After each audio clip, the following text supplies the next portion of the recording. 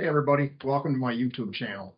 Starting a project today here with BPS Woodworks that I thought it'd be kind of interesting to maybe take you through on how we recreate a architectural molding or trim piece that you just can't buy anymore. Like and subscribe down below if you wouldn't mind. I'm just starting to try to get this YouTube channel off the ground, and we also have a Facebook page, BPS Woodworks, if you want to give us a follow on that. Today's project is again reproducing some architectural moldings for an exterior porch on a residence. They're trying to restore it, fix it up, and you just can't buy these moldings anymore. So I want to take you through the process of how we go about doing that, or at least how I go about doing it in a small shop.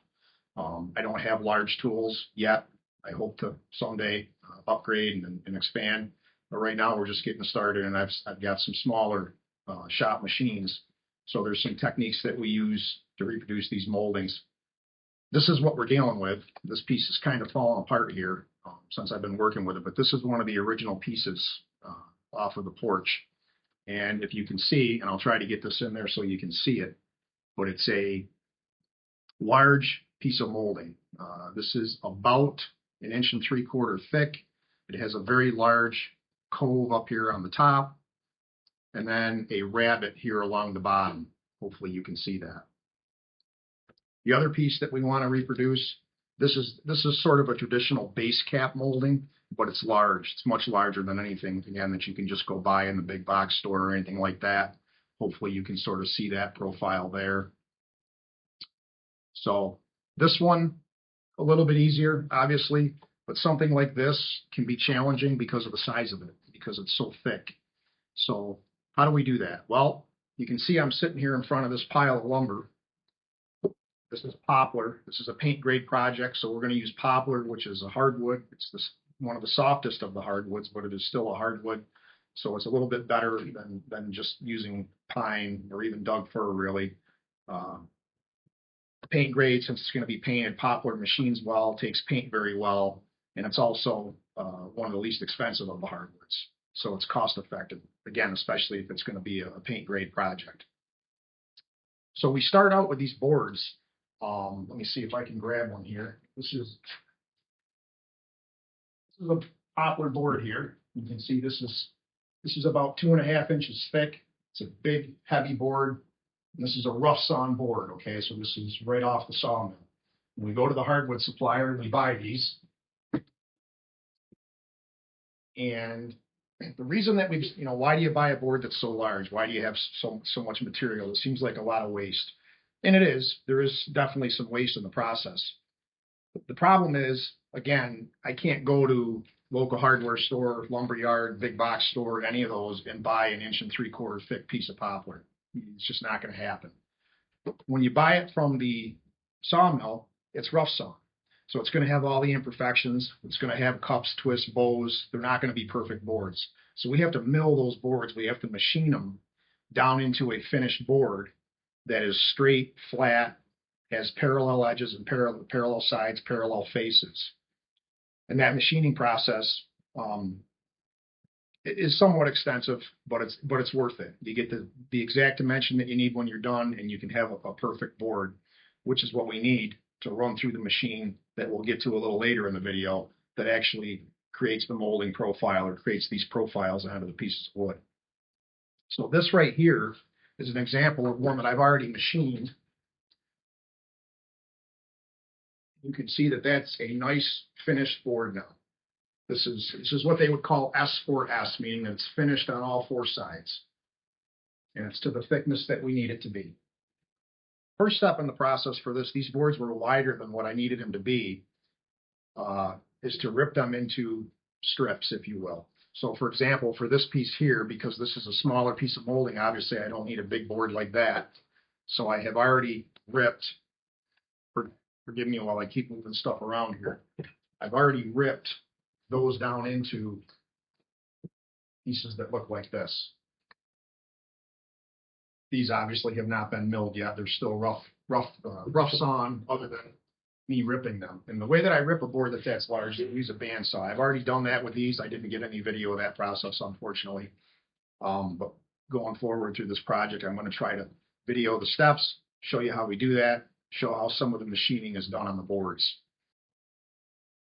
All right, so we talked a little bit about how we have to buy the rough sawn lumber, oversized, mill it down to the size that we need in order to get pieces large enough to create these older architectural moldings. And this is one of the machines that we use for that process. Kind of an interesting story on this machine, or at least I think it's interesting. Could almost be probably a separate video, but this is an old bell saw 9103 thickness plane. This belonged to my grandfather. So it's kind of near and dear to my heart. It's about, I believe, 51 years old, this machine. He bought it when they were building a house for my uncle when I was, let's see, 2 years old. And they used it to plane the boards. They owned a wooded lot. They cut the trees down, took them to the sawmill, had them rough sawn, brought them home, planed them to final dimensions in this to get their 2x4s because I guess it was less expensive for them to do it that way back then than to go to the store and buy 2x4s or 2x6s or whatever it was they needed. After they did that, this machine sat for years and years and years. Sat in an old chicken coop building for I don't know how many years. Then it got moved to a different building, slightly exposed to the elements. And my grandfather had it rigged up with a gasoline engine, believe it or not. So 25 years ago, when I was just a young buck still, and I decided I wanted to start getting into woodworking a little more heavily, at least as a hobby at that point, I wanted a thickness planer, and I couldn't afford to buy one. So I went to my grandfather and I said, "Hey, Grandpa, I want to buy that old thickness planer that's up there." And in typical grandfather fashion, he said, "No, you can't buy it, but you can have it." So he gave it to me. I think he had me give him $1 just so that I could feel like I was buying it instead of just taking it from him. And I went through and I restored it. I tore it all down, restored it. I've actually done that twice now over the years. Made a lot of upgrades to it. You can see here I added a digital readout for the thickness and upgraded the switch. Of course, needless to say, the first thing I did was got rid of the gasoline engine, put a 5 horsepower electric motor on it. And this thing, it might be 51 years old, but, the old adage comes to mind, they just don't make them like they used to. This thing is a beast. So the way this machine works, for those of you who might not be familiar, is you feed a board in one end. So you can see in here. It's very simple, really. There's 2 rollers here that are powered, so there's an in-feed roller and an out-feed roller. You might not be able to see the out-feed roller here behind the cutter head. And then you have your cutter head. This is something that I've also upgraded. This is called a helical cutter head, as opposed to the original cutter head that was in it, just had straight blades in it. So you set your table to where you want for the thickness of your board. You feed a board in this side, it comes through, and as it's coming through, this is rotating, obviously, and carves off the top of that board, and the new thickness comes out the other side. So the normal process for machining a board, rough sawn board, and trying to mill it or machine it to an S4S board like the ones I showed you earlier that I've done, is first you're going to go to a machine called a joiner, which is similar to the thickness planer, but upside down. The cutter head's on the bottom, and there's a flat table that you run the board across. You're going to run that board across the joiner like that. You're going to get one face perfectly flat, level, flat, okay?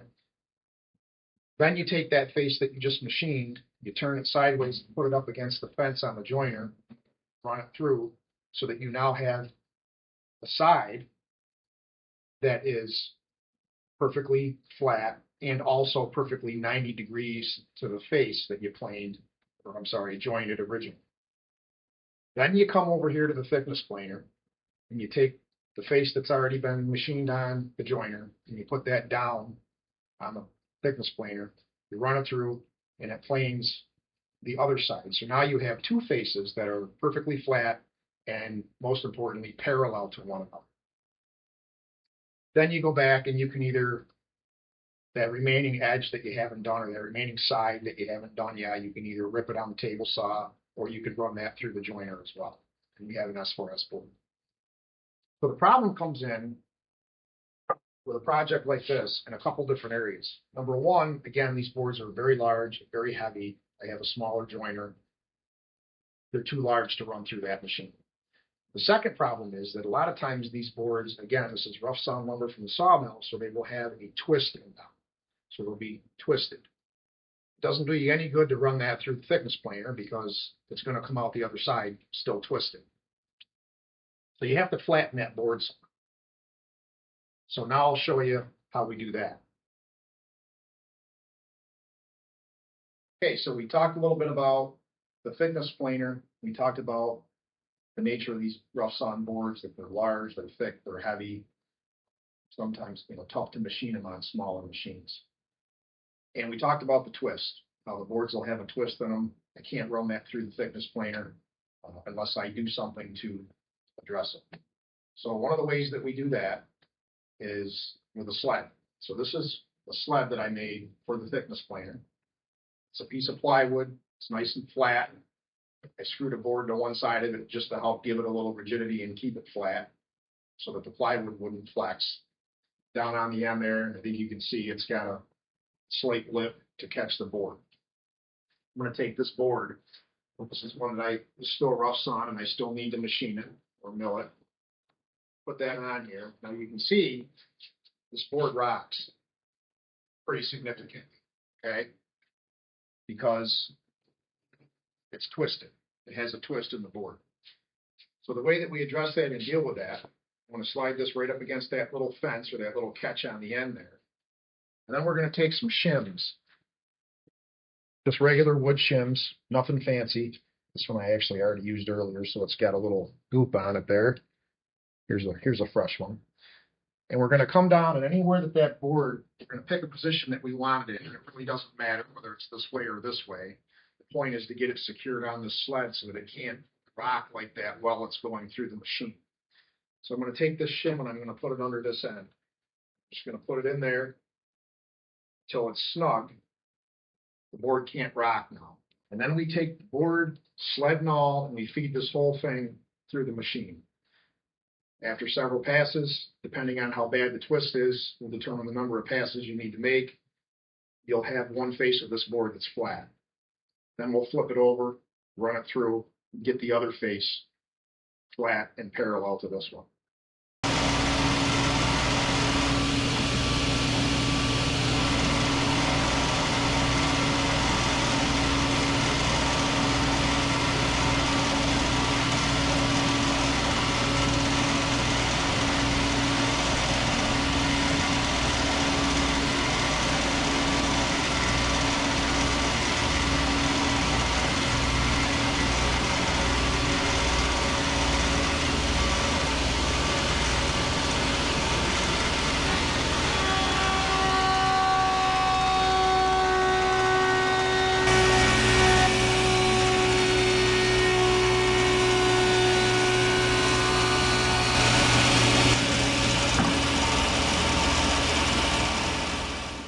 What do we do with all the sawdust?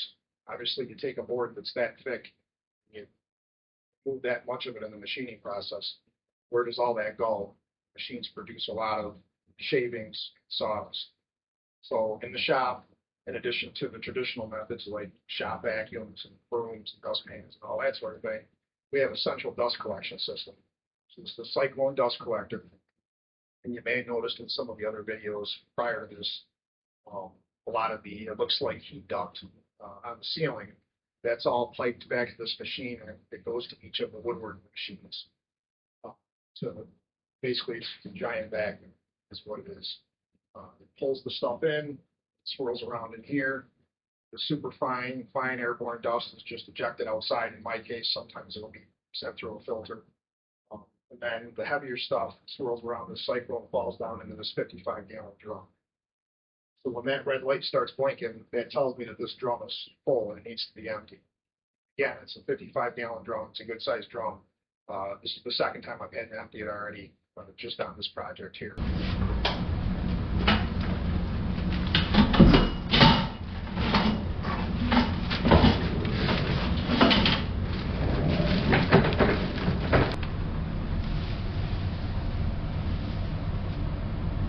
There's a liner in here. And what this liner does, this hard liner, is it keeps the machine from sucking the bag, collapsing the bag. Slide that out. I should be running on that. This is always the fun part. Trying to get it out of the can.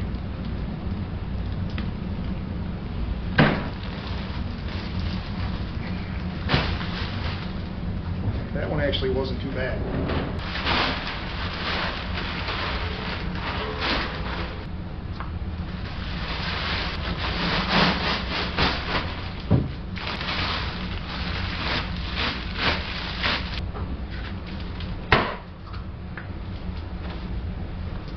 That's it. Bag of business.